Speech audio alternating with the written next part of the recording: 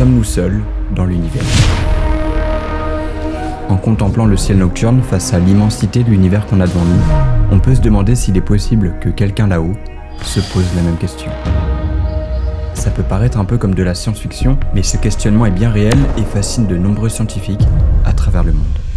Mais comment est-ce possible qu'au vu de l'immensité de l'univers, on n'ait toujours pas trouvé d'autres espèces vivantes ?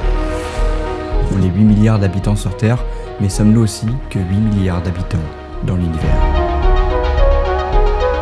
C'est la grande question qu'on va traiter aujourd'hui, mais juste avant, je tiens à préciser que je suis juste un amateur passionné d'astronomie. J'ai pas fait d'études et j'apprends encore par moi-même, juste en me renseignant où je peux. Donc si des personnes qui s'y connaissent mieux que moi constatent que je fais des erreurs, n'hésitez pas à me corriger en commentaire de manière bienveillante, ce sera justement l'occasion pour moi d'apprendre en même temps. Bon, je vous apprends peut-être rien, la Terre, elle, se situe dans le système solaire, qui lui, a priori, serait dépourvu de vie intelligente, excepté nous. Lui-même se trouve dans la galaxie, la Voie lactée. Et à cette échelle, le Soleil, lui, est un tout petit grain de sable dans cette immense galaxie. Notre Voie lactée fait 100 années-lumière de diamètre, donc ça veut dire que pour parcourir d'un bout à l'autre de notre galaxie, la lumière met 100 ans. Ce qui correspond à plus ou moins 1 million de milliards de kilomètres. Sur cette distance extrêmement grande se trouve une énorme quantité d'étoiles. On estime qu'il y en aurait plus de 350 milliards dans notre galaxie, et de nombreuses étoiles parmi elles peuvent avoir une planète qui est en orbite autour d'elle. Donc on peut en conclure qu'il existe plusieurs milliards d'exoplanètes dans notre galaxie. Et quand on imagine ce nombre-là, ça paraît peu probable qu'il n'y en ait pas une autre excepté la Terre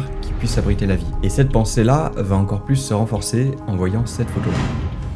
Vous allez comprendre juste après ce qu'elle représente, mais c'est une photo qui a été prise par Hubble dans les années 1990. À cette époque, les astronomes ont eu l'idée de pointer le télescope spatial Hubble dans une zone extrêmement noire du ciel. Après 10 jours où Hubble a observé cette zone sous plusieurs longueurs d'onde, il en ressort une des photos les plus impressionnantes et les plus fascinantes qui ont été prises jusqu'alors. On y voit en fait sur cette même photo plus de 10 000 galaxies différentes. Certaines sont plus ou moins proches de la Terre. Sur cette photo, il y en a qui se trouvent à 10 milliards d'années-lumière d'ici. Donc ça veut évidemment dire qu'on les voit telles qu'elles étaient il y a 10 milliards d'années. Et imaginez maintenant que cette photo représente une zone extrêmement petite du ciel. Pour vous la représenter, par exemple, prenez un stylo à billes et tendez-le à bout droit. Et bien justement, la pointe de ce stylo représente la zone qui a été observée par Hubble. Et c'est donc dans cette infime zone qu'on repère plus de 10 000 galaxies. Maintenant, imaginez que ce soit plus ou moins le cas pour toutes les zones du ciel, donc pour tout le ciel complet, et alors l'estimation du nombre de galaxies dans l'univers observable devient juste énorme. On parle ici de plus de 2000 milliards de galaxies différentes dans l'univers observable. Et ce qui est encore plus choquant, c'est que chacune de ces galaxies comprennent plusieurs centaines de milliards d'étoiles. Et là donc vous commencez à voir où je veux en venir, le nombre d'étoiles dans l'univers observable est juste immense. En fait, le nombre est tellement élevé qu'on ne peut même pas se l'imaginer. Représentez-vous juste la grandeur de l'univers observable, il est juste gigantesque. Et donc, face à cette immensité, comment on peut penser que notre planète Terre est la seule qui puisse abriter la vie ? D'ailleurs, n'hésitez pas à me dire ce que vous en pensez en commentaire et vos théories. Mais en attendant, revenons sur Terre il y a 4,5 milliards d'années. Le Soleil naît de la nébuleuse solaire.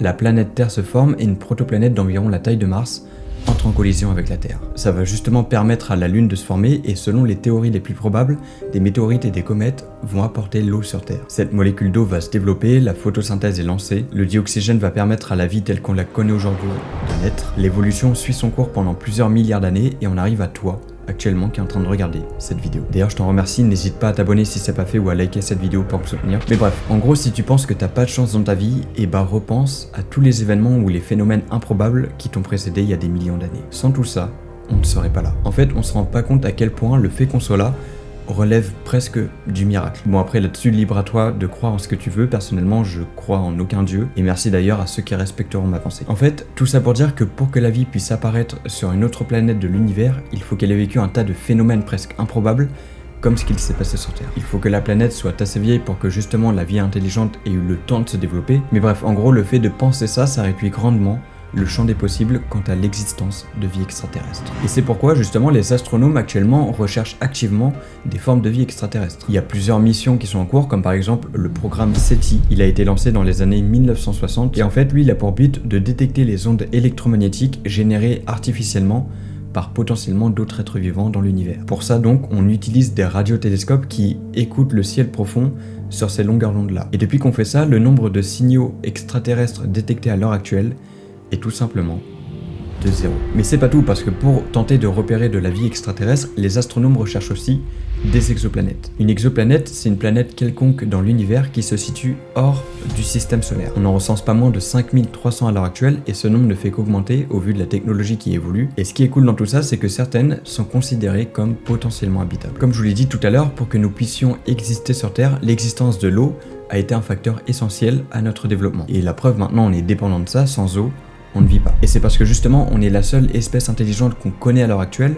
qu'on se base sur nos propres conditions qui permettent notre existence. C'est justement ça qui nous fait dire que la vie intelligente a plus de chances de se développer dans un environnement qui est plus ou moins similaire au nôtre. C'est donc pour cette raison-là qu'on recherche des exoplanètes qui sont similaires à la Terre, c'est-à-dire une planète rocheuse qui possède de l'eau liquide ayant des températures modérées et une atmosphère propice à la vie. Pour ça, par exemple, il y a le télescope spatial TESS. C'est un télescope lancé en 2018 qui a pour but de repérer des exoplanètes qui se situent dans la zone habitable de leur étoile. Cette zone habitable correspond à un endroit qui n'est ni trop proche ni trop loin de l'étoile mère. Ce qui peut donc permettre à une exoplanète orbitant dans cette zone d'avoir une température idéale propice à l'existence de l'eau liquide à sa surface, ce qui lui donnera donc plus de chances d'être habitable. Après, on peut très bien se demander s'il n'existe pas une forme de vie capable de se développer dans des conditions extrêmes qui sont pas du tout les mêmes que les nôtres. Alors oui, clairement, c'est possible et ça existe. Il y a des micro-organismes qui vivent dans des conditions totalement différentes des nôtres. Il y a par exemple la bactérie Deinococcus radiodurans qui, elle, peut résister à l'acide, à des températures extrêmes et même aux UV. Donc vous l'aurez compris, ça existe, mais est-ce que ça existe pour des êtres aussi intelligents que nous ? Et bah ça justement, on n'en a pas la preuve. Et donc en prenant tout ça en compte, le fait de repérer des exoplanètes similaires à la nôtre dans notre univers devient tout de suite plus compliqué. Mais ça veut pas dire que c'est impossible, au vu de l'immensité de l'univers, il existe forcément une autre forme de vie. Mais si on se dit ça, bah c'est hyper paradoxal. L'univers est immense et la probabilité que la vie existe ailleurs est presque certaine. Il existe plein d'étoiles dans l'univers qui sont plus vieilles que notre soleil, ce qui aurait permis à une civilisation de se développer bien avant nous. Mais si c'est le cas, si on suppose que des civilisations ont largement eu le temps de se développer dans notre galaxie ou dans notre univers, et bah alors, pourquoi on n'observe rien ? Pourquoi on a zéro trace ? Rien. Et bien ça justement, c'est le paradoxe de Fermi. C'est un paradoxe qui a été prononcé par Enrico Fermi dans les années 1950. L'une des réponses à ce paradoxe-là, c'est qu'il existe d'autres civilisations dans l'univers, mais qu'elles sont bien trop loin pour pouvoir les observer. Et ça, c'est pas impossible, parce que ce qui peut permettre de détecter d'autres formes de vie dans l'univers, c'est de détecter les ondes qu'ils émettent. Et donc si d'autres êtres vivants existent, et bah peut-être que leurs ondes ne nous sont tout simplement pas encore parvenues. On pourra peut-être que les détecter dans 100 ans, dans 100 000 ans, dans 1 million d'années, on ne sait pas. Et pour vous donner un ordre d'idée concernant les distances, dites-vous que l'exoplanète la plus proche de la Terre, c'est Proxima b. Elle se trouve à 4 années-lumière d'ici. Ça peut paraître comme pas beaucoup, mais si on voulait s'y rendre avec la sonde Voyager 1 qui va à plus de 60 000 km/h, et ben on mettrait 75 000 ans. C'est juste énorme. Imaginez ça à l'échelle de notre galaxie ou même de notre univers.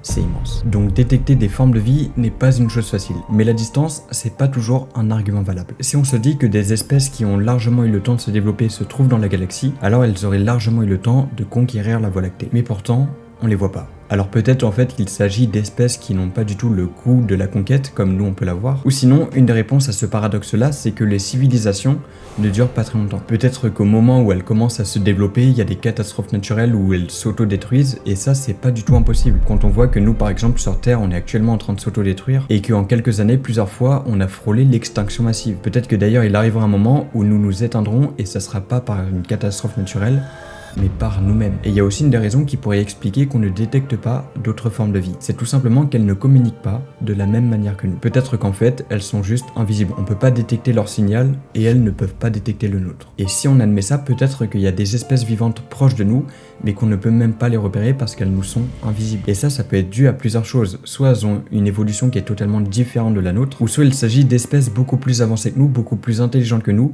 qui utilisent une autre méthode pour communiquer et qui du coup sont totalement en avance par rapport à nous. Ça fait environ que 300 000 ans que l'Homo sapiens existe et quelques milliers d'années qu'on développe considérablement notre technologie. À l'échelle de l'univers, en fait, on vient de naître il y a à peine quelques heures. Donc il y a possiblement d'autres espèces qui existent depuis plus d'1 million d'années. Peut-être que certaines même nous ont découvertes et sont en route vers la Terre. C'est ce que peuvent penser du moins certains scientifiques. Et comment on peut savoir que leur intention soit pacifique et comment nous, on réagirait par rapport à ça. Bref, en gros, quand tu regardes le ciel le soir et que tu te demandes si on est seul, dis-toi que peut-être une autre espèce à travers l'univers se pose la même question. N'hésite pas à me dire en commentaire ce que tu penses de tout ça, et cette question qui restera peut-être à jamais sans réponse. Et si tu veux revenir un peu dans le passé et savoir comment le Big Bang s'est fait et ce qu'il pouvait y avoir avant le Big Bang, et bah je te recommande cette vidéo là qui est sortie la semaine dernière, vous l'avez beaucoup aimé, donc pour ça merci beaucoup. En tout cas merci d'avoir suivi cette vidéo et moi je vous souhaite bon visionnage.